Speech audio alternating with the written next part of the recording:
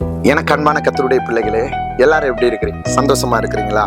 நீதிமொழிகளுக்கு எழுதின புஸ்தகம் 24வது அதிகாரம் 11வது வசனம், மரணத்திற்கு ஒப்புவிக்கப்பட்டவர்களையும் கொலையுண்ண போகிறவர்களையும் விடுவிக்க கூடுமானால் விடுவி. இங்க ரெண்டு மரணத்தை குறிச்சு இந்த வசனத்துக்குள்ள ஆவியானவர் ரகசியத்தை மறைக்கிறார்.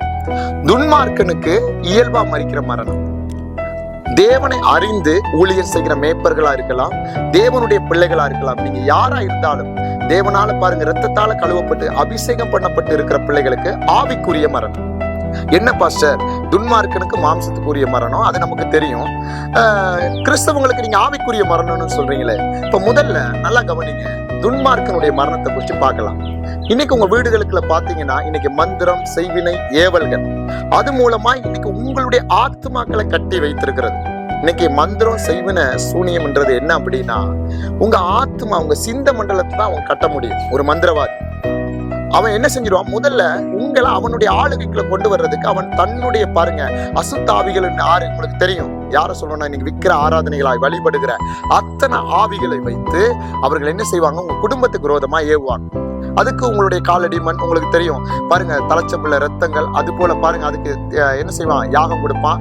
காலடி மண், அது போல உங்களுடைய முடி, அது போல மனுஷனுடைய ஒவ்வொரு அவயங்களை எடுத்து உங்களுக்கு என்ன செய்யறான். இன்னைக்கு துன்மார்க்கனுக்கு மந்திரம் செய்துதான் குடும்பத்துல பிறக்கும் பொழுதே என்ன செய்யுது, சிந்தனை கட்டுகள், சிந்தனை போராட்டம், நைட்டு தூக்கம் வர்றதில்ல, நீங்க இருக்கிற வீட்டுக்குள்ள வேற யாரோ உலாவுற மாதிரி இருக்கு, ஒரு பயம், மரண பயம், எப்ப பார்த்தாலும் அவனுக்கு ஏதாவது ஒரு காரியத்துல பயந்து. ஏன்னா அந்த மந்திரத்தினுடைய அந்த ஏவலுடைய எல்லா முடிவும் என்னன்னா, உங்க ஆத்மாவை எங்க கொண்டு போயிடணும், மரணத்துக்கு நடத்தி, மரணத்தின் பாதையில நடத்தி பாதாளத்துக்கு கொண்டு போயிடும். இதுதான் துன்மார்க்கனுடைய மரணம். இதுக்கு விடுதலை தான் இயேசுவின் ரத்தம், ஆட்டுக்குட்டியானுடைய ரத்தம். நீங்க ஏசப்பாவை நம்பி அவருக்காக வைராக்கியமா வந்தீங்கன்னா அவர் உங்களுக்கு இந்த இருக்கிற எல்லா கட்டதையும் அவர் உடைச்சு அவர் உங்களை கொண்டருவாரு. ஏன்னா அவர் மரணத்தை ஜெயித்தவரு, அவர் சர்வ வல்லமை உள்ள தேவன். இது நம்ம எல்லாருக்குமே தெரியும். இது புதுசா வர்ற பிள்ளைகளுக்கான மரணத்துக்கு உபயோகிக்கப்பட்டது. கிறிஸ்தவ பிள்ளைகள், தேவனை அறிந்த பிள்ளைகள், இன்னைக்கு தேவனுக்காக வைராக்கியமா இருக்கிற பிள்ளைகள், அவர்களுக்கும் இந்த வசனம் பொருந்தும். அது எப்படி பாஸ்டர்? நீங்க நல்லா கவனிச்சு கொள்ளுங்க. நீங்க வெளிப்படுத்தலுக்கு எழுதின சுவிசேஷம் 3வது அதிகாரம் நல்லா கவனிச்சு பாருங்க. 1வது வசனத்துல என்ன சொல்லுதுன்னா, கீழ்ப்பகுதி பாருங்க, நீ உயிர் உள்ளவன் பெயர் பெற்றும் செத்தவனா இருக்கிறான்.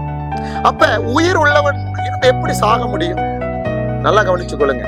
உயிர் உள்ளவன் வசனம் நல்லா அங்க படிச்சு பாத்தீங்கன்னா, நீ உயிர் உள்ளவன் பெயர் பெற்றும் நீ செத்தவனா இருக்கிறாய். அப்படின்னா அந்த மரணம் எதுனா ஆத்ம மரணம். ஆத்மால மரணம் அடைஞ்சிருக்கிறோம். இன்னைக்கு நிறைய சபைகள் உயிர் உள்ளதுன்னு பேர் பெற்றிருக்கு, தேவனுடைய பாருங்க பிள்ளைகள்னு பேர் பெற்றிருந்தாலும் இன்னைக்கு ஆத்மால மரணிச்சிருக்கிறோம். அப்படின்னா உங்களுடைய சிந்தைகளை இன்னைக்கு என்ன செய்யறான், பிசாசு ஆளுகைக்குள்ள எடுத்துட்டான்.